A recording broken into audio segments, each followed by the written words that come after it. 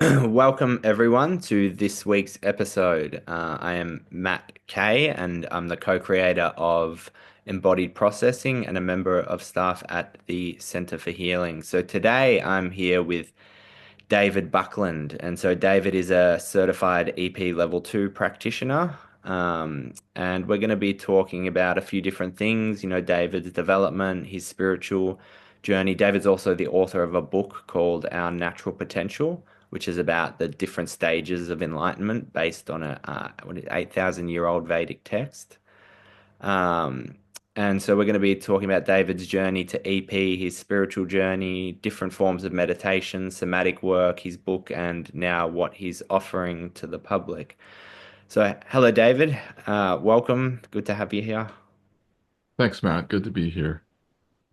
So, I thought we'd start off like maybe you could just tell us a little bit about, your childhood, and then after we go, kind of navigate through that, we can move on to your spiritual journey. Okay. Well, I was born in Western Canada. My parents were both teachers. My dad was a forestry professor. My mother taught nursing. My dad died, though, before my second birthday, which quite shifted the family dynamic. And my mother ended up becoming a full-time, working full-time. And so she was raising us three kids. I was the youngest, uh, as a single parent. And wasn't really very available physically or emotionally because of what was put on her shoulders with the circumstance.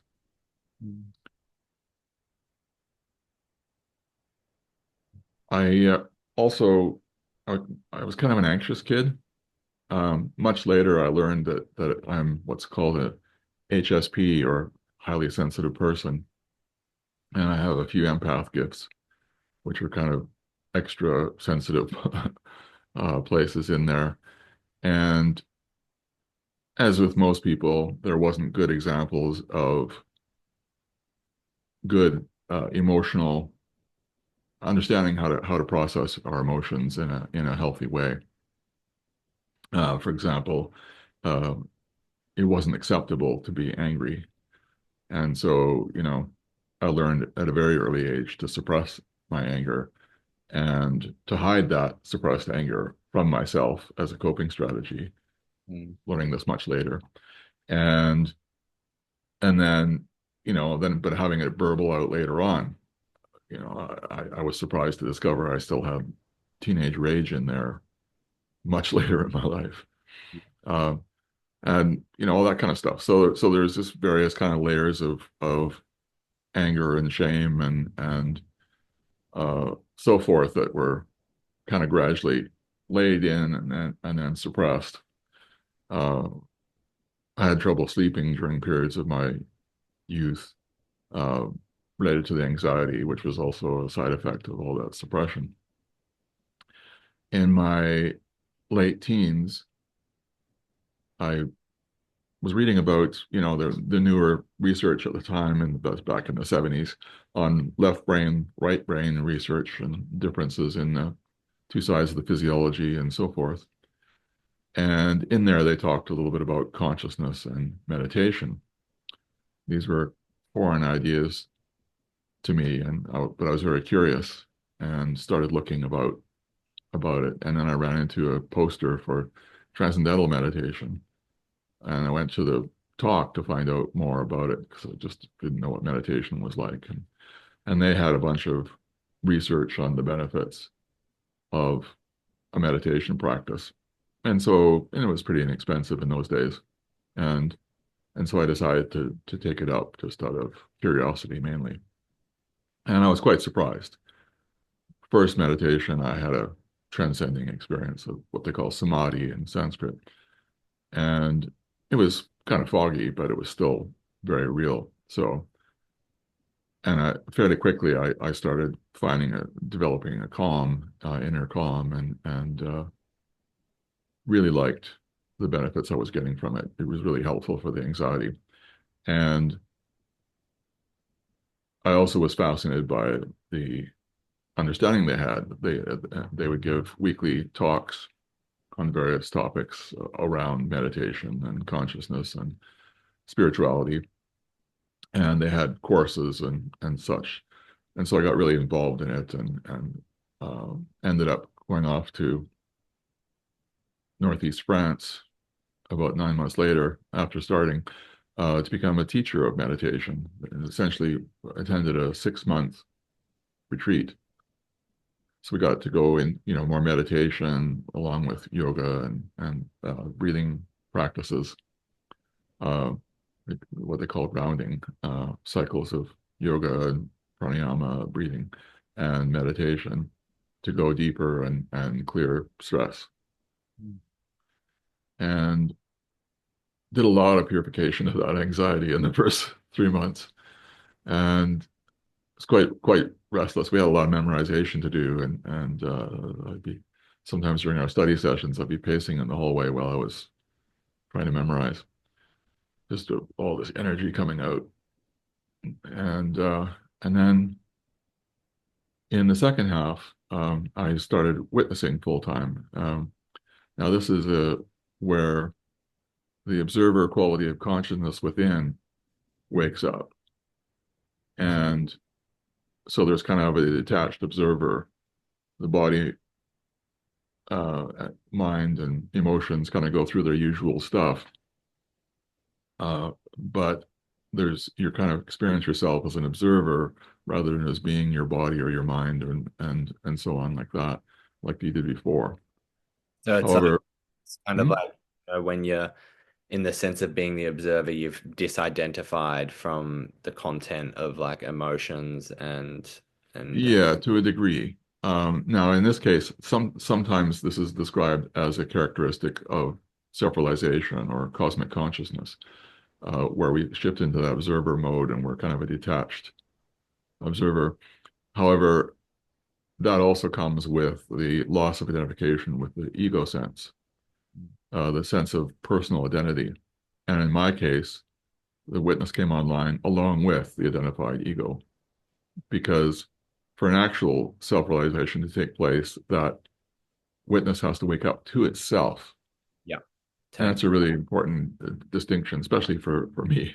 Yeah, But people have this idea that I'm going to become enlightened or I'm going to wake up and that, but it's actually we wake up from being the I yeah, exactly. into our more cosmic nature as universal consciousness.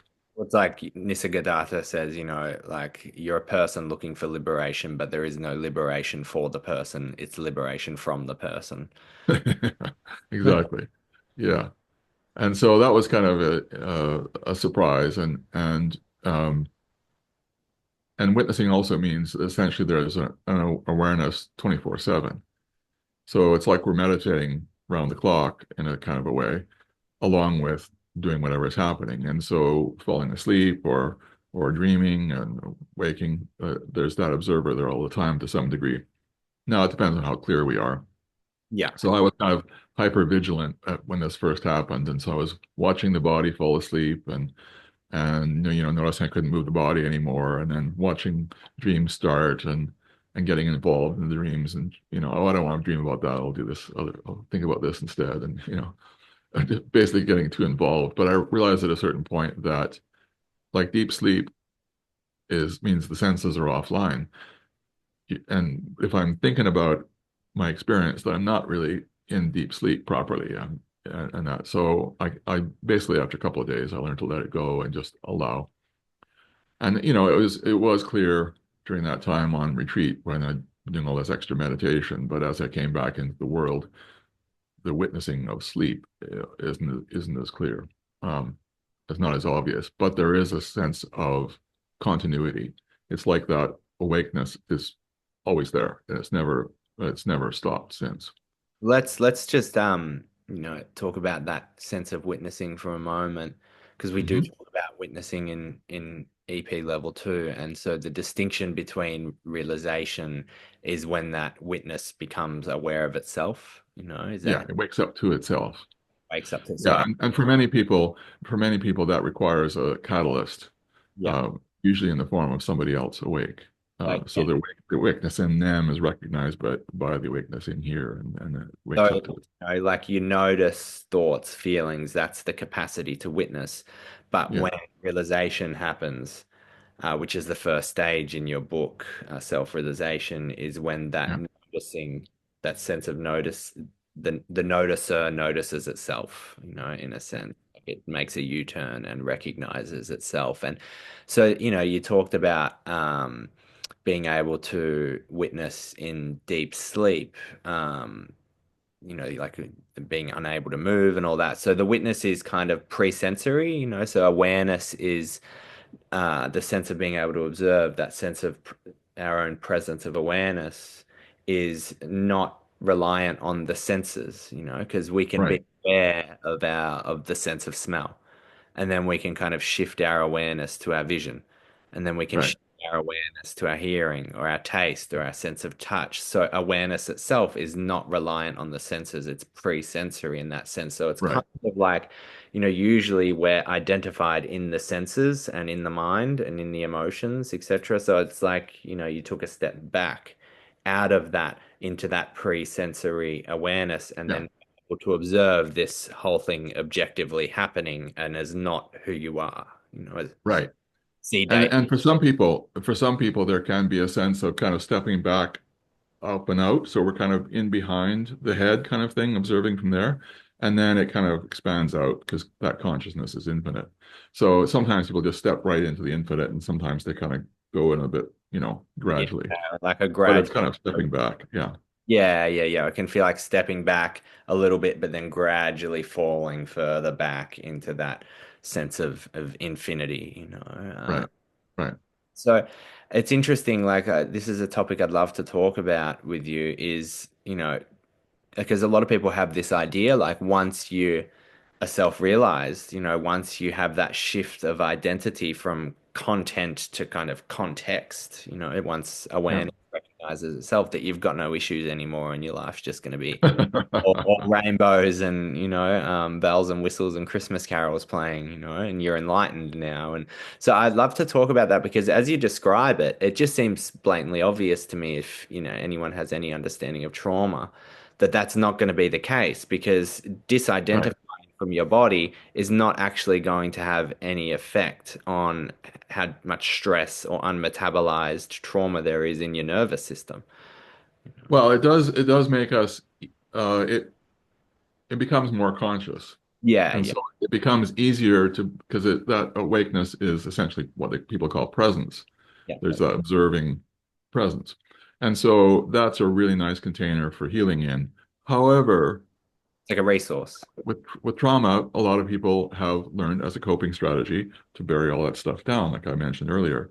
And so we hide it from ourselves. And so, I mean, one of the things that came along for me was the ability to look inside my body. And so I can look inside my body and it's like, oh, this looks energetically, it looks clear. But it turns out it can still, there's kind of like what I refer to as nested spaces. So spaces within spaces where the physiology can create an energetic space, put the stuff in there, and then hide it. I mean, it's kind of like it's not quite so.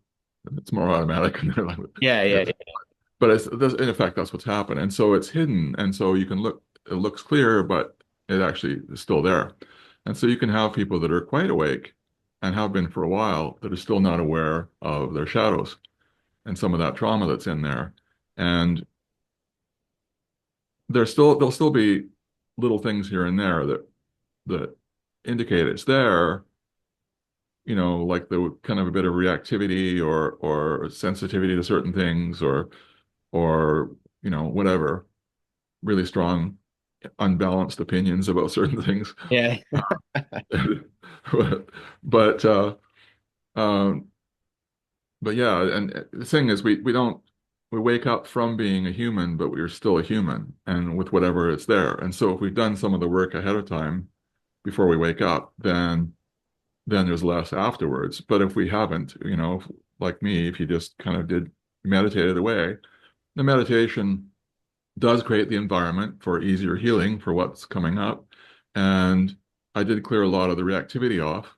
So there was much less of the tendency to be reactive to stuff. It just things got calmer and smoother. But I took that to indicate that, you know, Mm. I was winding all that stuff down. But it turns out there's deeper samskaras no longer had their reactivity, but the core suppression was still in there. Yeah. So we'll come back to that a little bit more further along in the story. But yeah, it's pretty amazing. I've been writing articles about this kind of stuff, and I worked with another fellow who writes articles, Jerry Freeman, on this topic because Yeah. we both feel really strongly how important it is to get that message out there because there's lots of people out there. I mean, you see the acting out even by spiritual teachers sometimes, Oh, yeah. where somebody gets triggered and they think, oh, I'm pure and clear and whatever, and they react to whatever and get entangled with a student, or start being abusive or whatever, any number of different things, and it's surprisingly common. Yeah. I'm a member of the And I, Association for Spiritual Integrity, which has basically got set up to create ethical guidelines for spiritual teachers that aren't affiliated with an organization or whatever that has that. I just want to ask as well, because you're a student in the trauma-informed meditation course with us, the Center for Healing, Uh-huh.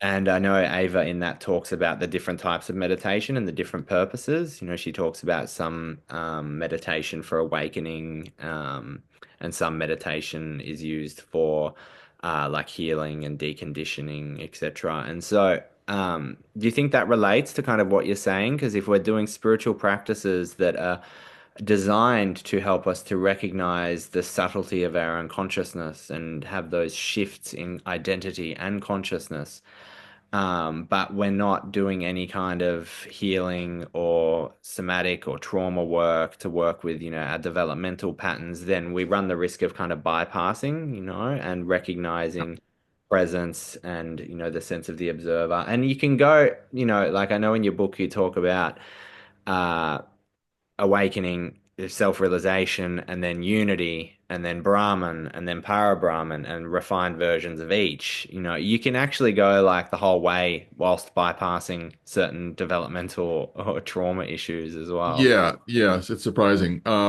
I thought, yeah, I talk about in the book and my writing and stuff like that. I talk about the masculine and feminine sides of the process.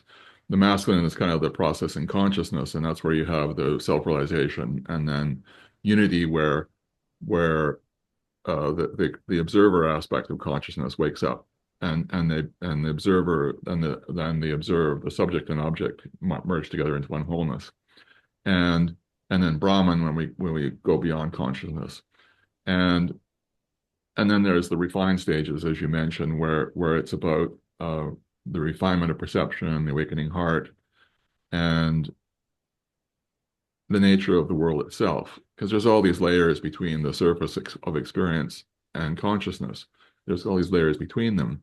And for those to unfold, we have to kind of clear the windows of perception, how you want to call it, and cleanse our physiology. But it's interesting how clear we can get while still having these packets of well hidden trauma.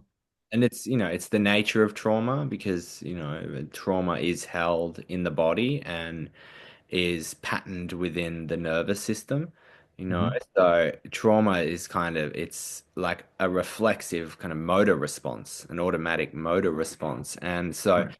we can be super clear and awake to different levels of reality and different levels of our identity, of what Yeah. essentially we are. We can realize our unity with everything. We can look at a tree over there, or a dog, or a blade of grass, or a flower, or a trash can, and look at it and say, that is me, But yet, someone says a comment, and our nervous system has this motor response, and we snap with the suppressed rage that we have from our teenage years or our childhood, Well, because the thing is too is we can develop those patterns when we're really young, and so like in my case, that if the anger came up, I wouldn't even be conscious of it before it would be captured and suppressed. yeah, yeah, So it exactly. wouldn't be there would be a bit of reactivity perhaps, that didn't seem rational or for no reason kind of thing. But it would settle out really quickly because the automatic habit had been developed to suppress it. And, that was a pattern in my family too. And so not only was I not conscious that there was still rage in there, but I wasn't even conscious of the process by which I was suppressing it. Yeah, yeah, exactly. And so you And I could got just, little hints here and there earlier on, but they only came occasionally, and it never went, you know, it never touched into the actual stuff itself. It yeah. wasn't until I got into embodied processing that I was able to get at this stuff. Yeah, and so, like you went through these shifts in consciousness and in identity, like waking up from David, from being identified as the person David into a kind of spacious awareness, and then that spacious awareness, becoming this is what I am, and then recognizing, that same presence in everything, like, oh, Right. that actually, you look at a And drink. then there was a lot of healing and purification that went along in that process because that presence does create a safe space for healing to take place in. But like I mentioned earlier, a lot of that was the more the vasanas, the reactivity part, and the stuff that was coming up naturally in through life experiences. I would see it and process it and stuff like that. But the kind of the more hidden and the parts of me that saw, oh, this is unsafe, like anger, for example, and we'll pack that one away. So it required a deeper, uh, more effective technique to get at that stuff. Yeah, yeah. Actually, become conscious of it. We'll get to my narrative about how that came up here, but yeah. So there was a the looping back a little here. There was the witnessing going on, and and because of that, I was effectively meditating all the time, and so that did bring a lot of purification and clearing going on through there. But at a certain point, my life just it shifted into a more outward stroke. I and I was still continuing to meditate all the way through there, and there's this whole inner dynamic that unfolded of subtle perception of the way creation and the way our universe arises and how we get the appearance of the world and all this kind of stuff. But it was just kind of like there was no practical use for that, so it just kind of sat there and I basically got married and had a family and career and all this kind of stuff. Yeah, yeah, Yeah, and then some years later, my life shifted. I was married and part of a .com tech company, and it was kind of like one of these workaholic scenarios where I figured that we figured 6 months or a year of working really hard and we'd have a multi-million dollar company. But uh, nope. It was kind of like basically we were working with the construction industry, which is notoriously slow for adopting new technology. And so it was, we developed a really good product, um, but it was just slow adoption. And so I ended up stepping out of the company to try and save my marriage, but it was too late. Um, and then eventually, well, a fairly short time, basically my old life kind of fell away essentially, and spirituality moved back to the fore. And I ended up reconnecting with some old friends from my earlier spiritual days, and discovering a few of them had woken up. So I started going to satsang kinds of things, and I guess because of the long witnessing, uh, I just needed the right catalyst and listening to a conference call with an awake friend, and the shift finally happened here. yeah. And so that when you talk about that shift, that was the recognition, where the observer. recognizes itself. Yeah, it recognized itself. So prior to that, we It's like the jiva or soul or however you want to call it had woken up, but then it woke up to itself as Atman, as cosmic self. yeah, I know. There's ways of framing it.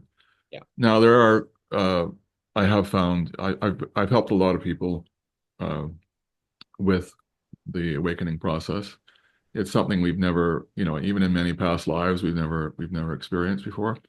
So it's always kind of a bit of a surprise. I had studied it quite a bit over the years, but the actual experience of it didn't mean any concepts. yeah, And just essentially there was a letting go and there was a seeing, and it just like that. yeah. And it's interesting, seeing people shift. Um, Sometimes, like when I was consciousness, and someone woke up in the same room as me, I knew they'd woken up because it was the same consciousness waking up to itself. Yeah. But the question was, did they know they'd woken up? Did they recognize it? Because sometimes that people would have a very clear shift, like I had, and sometimes people it's a little foggier, and the mind gets in there, and oh, I don't know about this. This isn't anything I can put my finger on. Um, and so there can be doubts. Mm. And there's also different styles of that initial shift, different styles of experience of it. And so now it's important I say experience of it, but it's not actually an experience. It's a shift in our being, or a shift in sense of who we are. I describe it as And like it's not a shift in our experience, it's a shift in the experiencer. The one yes, having the exactly. Yeah. experience. It's like Yeah. experience can stay exactly the same, but the one who is experiencing it steps into being something or nothing, into being something else. Yeah. And that's a nuance there too. And we can have a shift where the tradition we're in or what we've studied says it's supposed to happen like this, and then we have it happen like this. Yeah. For example, there can be Multiple dimensions that we can step into. Like it's not just one thing. Like we can step into the sense of being nothing. I am just this yeah, empty, present, aware nothing. Or we can, right, I am everything, that sense of, wow, I am exactly. A everything. fullness or an emptiness, yeah. And there it's the same consciousness. It's just the experience of it is a little bit different style. People can also have a devotional surrender as opposed to just a simple letting go. Mm. And there are some people who kind of feel like they expand to become infinite, as opposed to leaving the ego behind and becoming cosmic self. It's like they feel like the individual ego grows and becomes cosmic.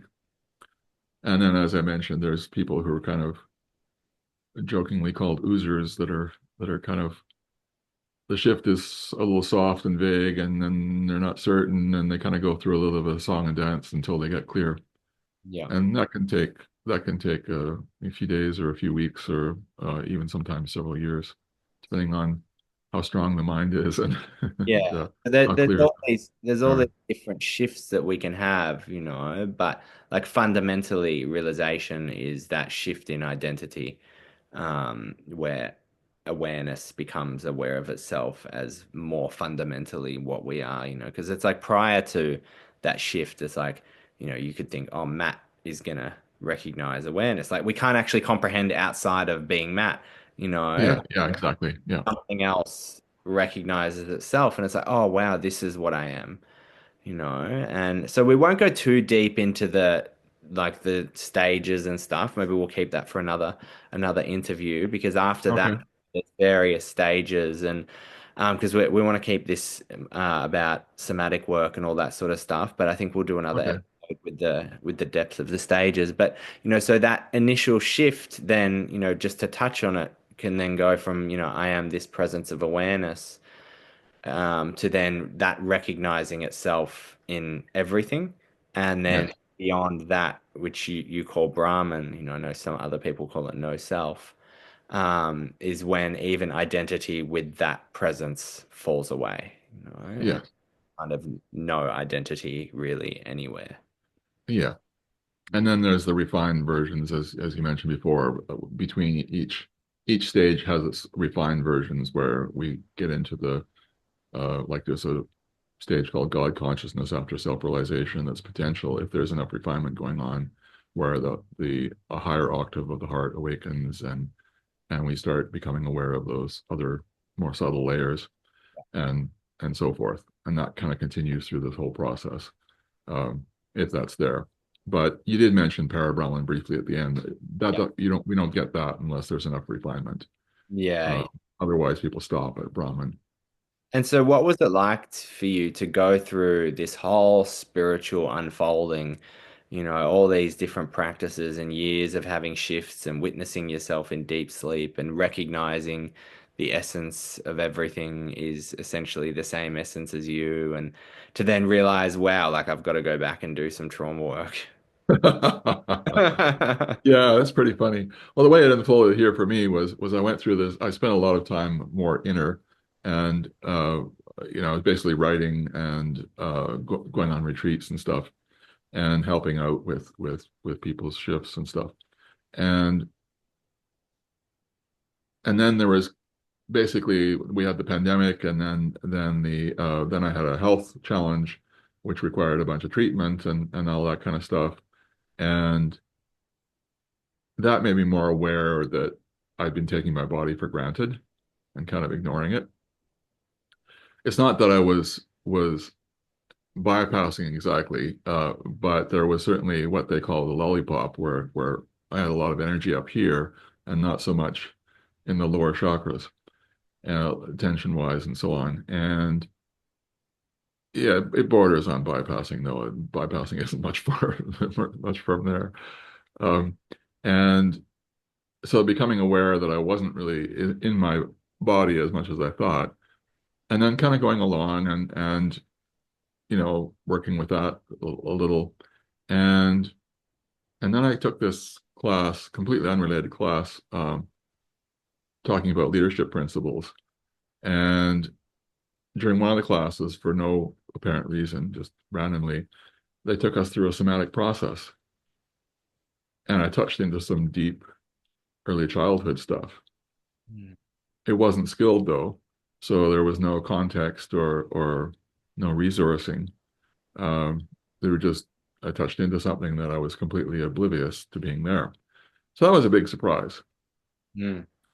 Um, and so I got kind of okay. So find out more about this. And then we met, and you introduced me to the school, and so I took the free trauma informed coaching course because I'm a spiritual coach. And I studied about stress and knew about fight and flight a little bit, but the science, but that was it back in, 70s and 80s. The science of trauma had evolved a lot since then. And so I was really fascinated by it and decided to continue on and study embodied processing. And then I guess I think it was about module 3 or 4 where I started doing practice sessions with other students. As part of the process of getting certified is to do practice sessions, and I was really impressed. And we got into stuff that was, like I had never had all this spiritual stuff going on, but I'd never had a precognitive experience. Essentially, prior to around age 2, when the cognitive stuff starts to come online, um, it creates a different style of being and a different style of memory. And so that really early stuff, we can't access it cognitively because it's precognitive. But there's definitely these really, you're basically kind of like this energy ball soaking up all your experiences so you can integrate with your family and the environment you're being raised in and learn as much as you can about how to be in the world, not just physically and that, but energetically and so forth.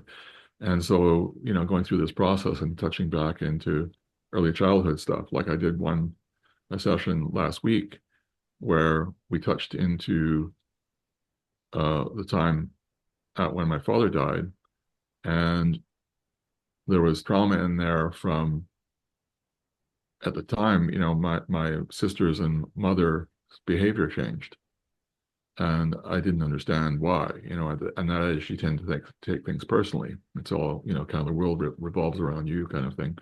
And so there's a tendency to take events personally. And so there was this, sense of like, what did I do wrong? That they had kind of pulled back and, you know, Blame what's yourself. on. And so that trauma surfaced in the session, and I was able to process it and Yeah. clear that. And it's been an interesting process as I've been working through these various practice sessions and seeing how other people what other people process in giving them. And then in my own sessions where I've been clearing, the teenage rage and the old shame that was getting in the way of me putting myself out there, and just layers of just childhood stuff largely. And the teenage rage was founded on top of earlier childhood stuff when I learned to suppress the anger.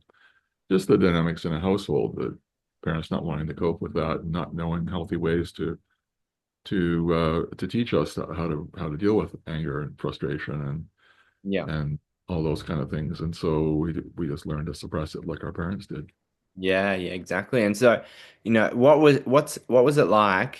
So you obviously had those went through some experiences that showed you like, like, oh, being a lollipop. There's some things I need to kind of work towards. And it's like, just for context, what was it like for you being able to start to go into those uh childhood patterns from the standpoint of having had these shifts? So you spoke about presence actually being a container, or we could call it a resource, Yeah, that, like, almost like a ground from which we can meet and metabolize these unmetabolized experiences. And some people call that process of kind of the presence stepping back in to the human to feel everything that was unfelt, from our yeah, childhood nervous system, as the process of embodiment of that shift. So it's almost like you come back down to integrate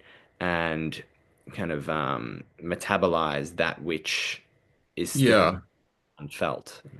There's a few things in there, like I remember before when there was a process in Parabrahman where the it's like divine light is flowing down into the energy physiology, and it was flowing around a few things, primarily in the belly, the solar plexus area.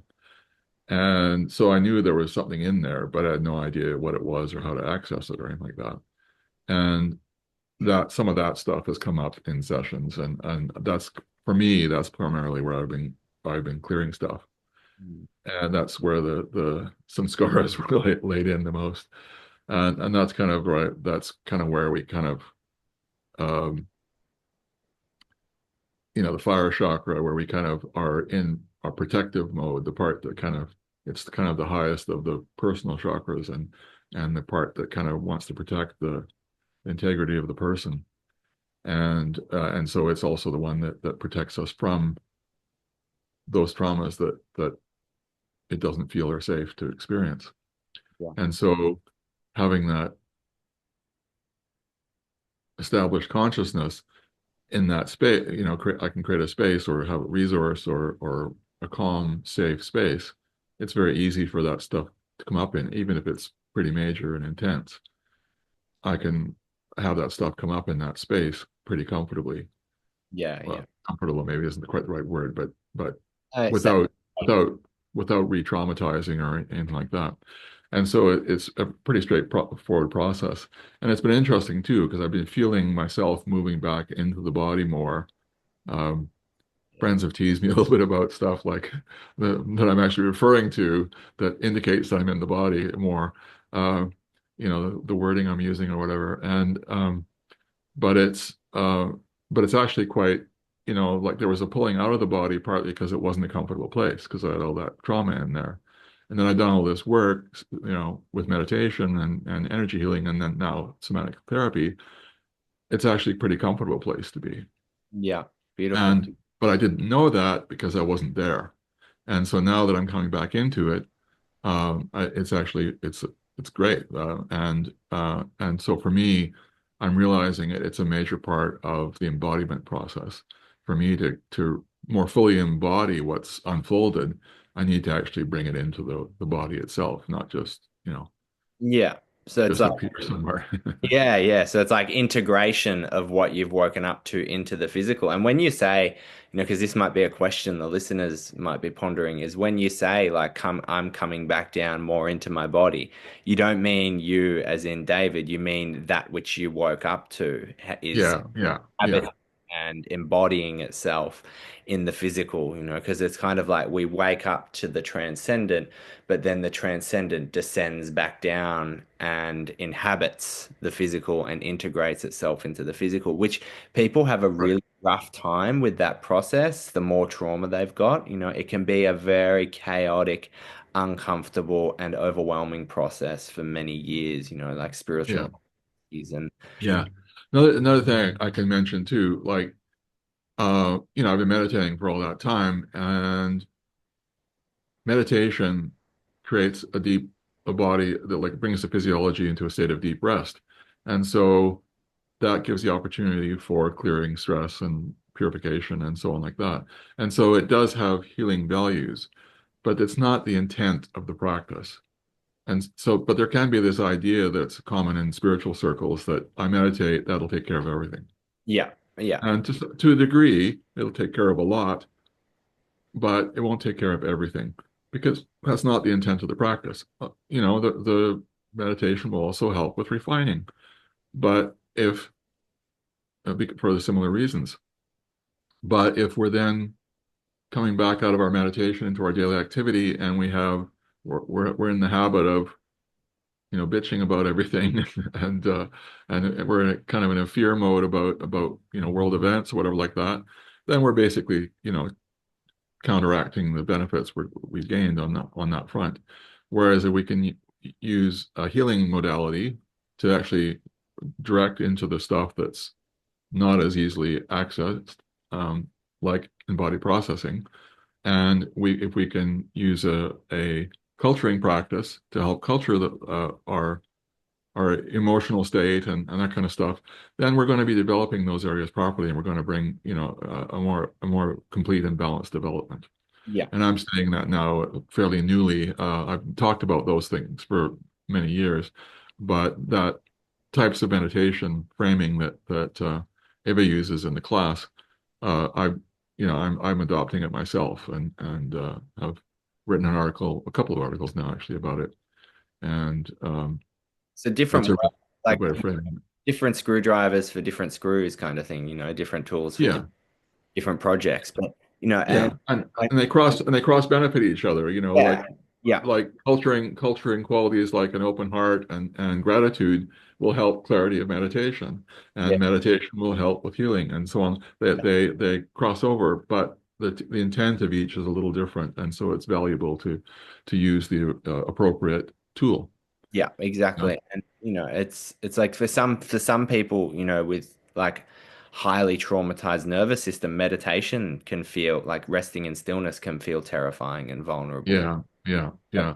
That's and something I've been realizing. Like I recommend an effortless mantra meditation from my experience. It's been really valuable for me, especially being starting off with it being having an anxious physiology, sensitive, whatever you want to call it. It's been like a solve for me that way.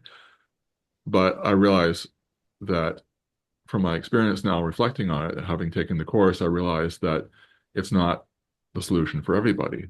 no. And there are other types of meditation that can be used as stepping stones towards that capacity. Yeah, well, it's kind of like everyone is unique, For some people, the breath can act as a very stable resource. They return to the breath and it gives them a sense of agency and presence to kind of be able to control their breath. But other people come to the breath and it can trigger states of terror and, like an activation. And so everyone's really unique, and we all have to kind of become the investigator, of our own experience, what best works for us. I used mantra meditation a lot also. And obviously, a huge fan of somatic work, you know. Yeah. So, you know, I'm nearly on board too. yeah, yeah. And so, you know, like when working with people, it's like, you know, being sensitive to the differences, you know, like what worked for us or what worked for someone else might not work for, you know, might not be the right tool for this person. And so, you know, what has that been like coming back into the body, you know, after all these years and working with trauma and learning about trauma? What do you think has been the benefits? What do you see in your everyday life? Like, how does it translate, basically? Yeah, it's an interesting question. I am finding that I'm enjoying it. Like one of the things I've discovered is how much I enjoy movement. And I kind of knew that before, but I'm learning it, like it's a whole nother level of it now. And like I always enjoyed dancing, but now I'm enjoying it at another level. And sort of just being in the body. And I have habits that are still not ideal that way. I'm trying to culture it, like make sure I don't sit in front of my computer writing all day. Um, I just got to have a balanced lifestyle that way. But it's definitely a change, and it it hasn't fully blossomed yet, but I'm feeling like the process is moving towards a much fuller expression. Like I've had these little tastes of dynamics where the the heart's been rich and open for a while, and but feeling the solar plexus open up more, and they start to interact and kind of like almost like a yin yang thing going on. And that's not, but there's still stuff to do in the solar plexus. So it's kind of moving towards that, and just being in the body just feels it's like I'm more in my life than I've been in a while, and it's a good place to be. It feels good. Yeah. Whereas, what led me to be more up here was because it didn't feel good, and Yeah. I didn't know how to make it feel better. Yeah. So it's just like it's really grounding it. Like it's making it more solid is the wrong word, but more full, Understand. more here. I don't know. It's And more here. it's Yeah. yeah, actually that's a really good point too that I didn't recognize before is the mind is always kind of in the future or the past. It's worrying it's ruminating on the past, or it's thinking about the future. But the body is in the present. It's only now. Yeah. And so when we come into the body, we automatically shift into the now. Yeah. So it's kind of like at both ends. You've got consciousness, which is now. It's timeless, it's before time. And then you've got the physical body that's now. Yeah. And so when we can do both together, Well, it's just it's like the cross, you know, the cross is the horizontal of time, and then you've got the cross coming down. It's like the descent from of consciousness down through the cross, you know, and then the yeah. horizontal is the dimension of time. So them coming together, and so we kind of get crucified into one straight wholeness, you know, uh, into Yeah, union. I had a process like that, but much earlier. Um, certainly there's been a descent of consciousness, there's descent of the higher Shakti, and then the divine. But yeah, not as fully in as I thought there might have been. Now that I'm experiencing it, I can see that there's a greater potential here Mm. that's unfolding. And so what, you know, like when you talk about somatic work, you know, how is that um affected like it's kind of the dimensionality, you know, because you talk about consciousness and you talk about having done a lot of energy work, healing work and like light descending down and you know what's the actual key differences for you in terms of somatic work? Like how is that different from the rest of it? I know what you mean. What's more, it kind of feels more complete, more grounded, more full. Yeah. In what Yeah. ways? How does it differ? You know, like so, you know, you talk about coming down into the body, what's that like? Is it, more in tune with sensation, more in tune with felt sense, more in tune with emotions, like, Yeah, well, that process was happening before, but it's just more. It's like it's like taking that infinity and bringing it down into a point, and just bringing the whole thing into a focal yeah, uh, and a direct expression, as yeah, opposed, yeah, a much more direct expression, as opposed to kind of some amorphous infinity, you yeah, know. It's like kind of bringing that into a a clearer vessel. yeah, like incarnating it into a point, like, because Yeah, kind of like in those states of consciousness, it can feel like the body's just this thing dangling around, below us, and we're just like up here and out everywhere, yeah. you Well, it's know? kind of like there's a kind of like a tap in a sense, and most of us are kind of like this little drip, drip, drip, drip, and then we, further along we get flow. That's something that sort of happens post awakening somewhere. If there's some refinement going on, we start to move into more of the flow of life. Life kind of has this characteristic of yeah, moving like flow, and but the capacity of the tap or the capacity of the water flow depends on how grounded and embodied we are. Yeah, And so as this goes on, it's like the tap is turning up, and the capacity to